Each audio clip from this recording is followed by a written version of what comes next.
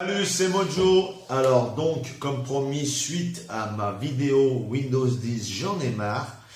Je te propose d'ailleurs tout de suite de te montrer comment essayer, puis si ça te plaît, installer ce fameux Linux Mint. Alors ce qu'on va faire, on va passer sur l'ordinateur. Comme ça, je vais te montrer étape par étape comment ça se passe. Ça va te permettre d'essayer Linux Mint sans effacer ton disque dur Windows 10 et sans perdre aucune donnée.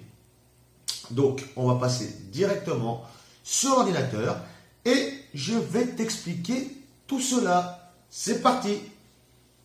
Promis, chose due, je vais donc te présenter la façon de faire pour pouvoir installer Linux Mint.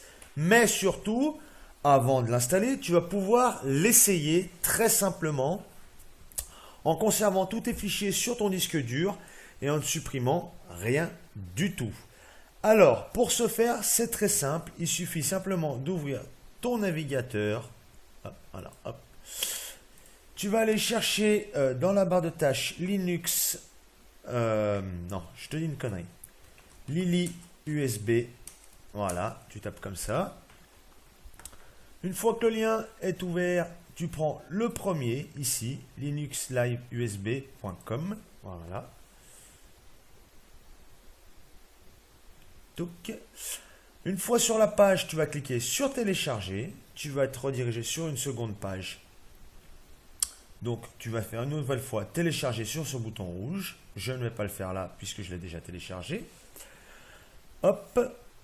Ensuite, tu vas chercher. Tu reviens donc dans ta barre d'adresse pendant que le fichier se télécharge. Tu cherches Linux Mint. Tu cliques Entrée. Tu prends le premier lien, Linux Mint Main Page, donc linuxmint.com. Voilà. Donc, tu vas aller sur Download. Et avant de télécharger, tu vas aller dans ton menu Démarrer. Faire un clic droit sur ce PC ou ordinateur, puis Propriétés. Tu vas regarder type du système et système d'exploitation 64 bits, processeur 64 bits. Donc c'est ça qui est à retenir. Donc une fois que ça c'est fait, ok. Là, tu reviens sur ton navigateur. Et donc une fois arrivé là, tu vas avoir plusieurs styles de bureau, on va dire, dans la distribution Linux Mint.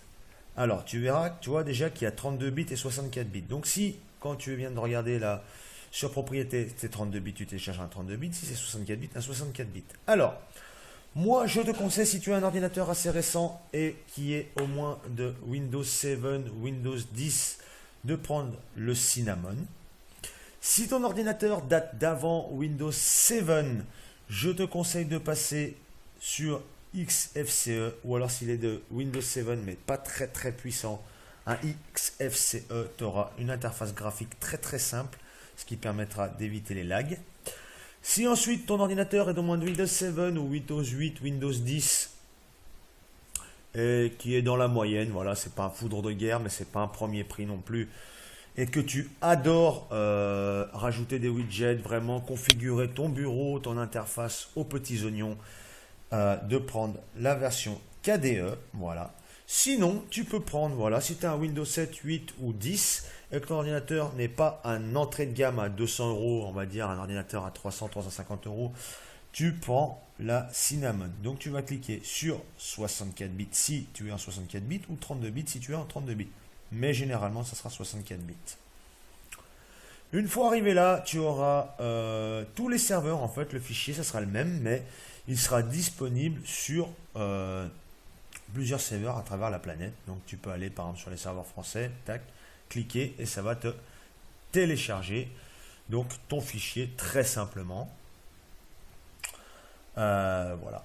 Donc pendant que le fichier se télécharge, donc tu vois, il fait 1,7 Go. Donc pendant que ce fichier se télécharge, il va falloir te munir d'une petite chose, c'est-à-dire une clé USB. Alors moi, je te conseille une clé USB au moins de 8 Go. Pourquoi? Je vais t'expliquer ça tout de suite, malgré le fait que le fichier fasse 1,7 Go. Donc bref, donc pendant que ça se télécharge, alors je vais annuler mon téléchargement après.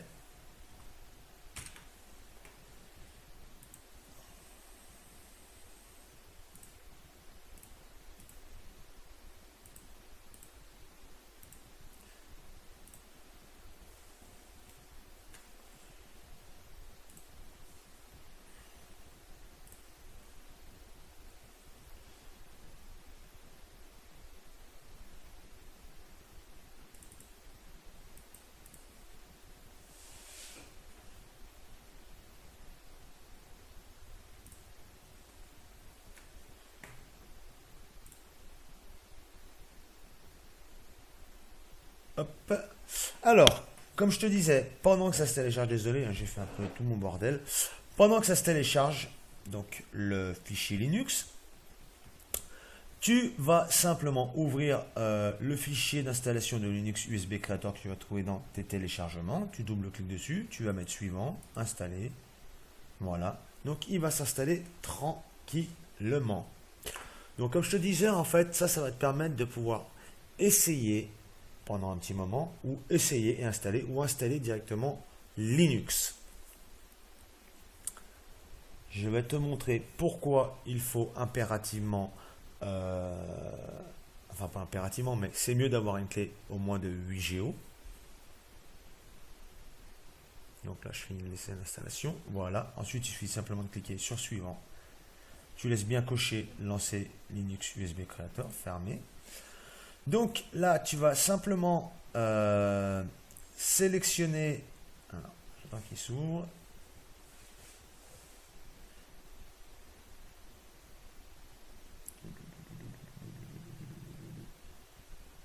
Voilà. Donc tu vas simplement sélectionner ta clé USB. Pour moi, c'est celle-ci. Voilà. Une fois ton fichier sera téléchargé, donc moi je l'ai déjà fait, comme ça je te montre, on ne perd pas de temps. Tu vas aller sur ISO. Tu vas aller récupérer ton ISO de Linux Mint, ouvrir, voilà. Lui, il va le vérifier. Alors, tu peux le télécharger directement depuis là, mais je trouve que c'est plus lent qu'en passant par le navigateur. Voilà. Donc, on va le laisser vérifier.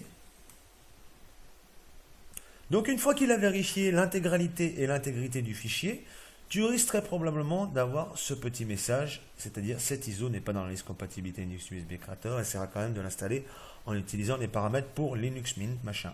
Tu t'inquiètes pas, c'est normal. Donc ensuite, pourquoi il faut une clé de 8 Go? Puisque une fois l'ISO décompacté, il va prendre une certaine taille, donc plus que 1,7, voilà. Et en fait, la place restante, tu vas l'utiliser ici, en fichier de persistance. C'est-à-dire qu'en fait, ça va te créer un petit morceau sur ta clé USB qui va te servir de disque dur.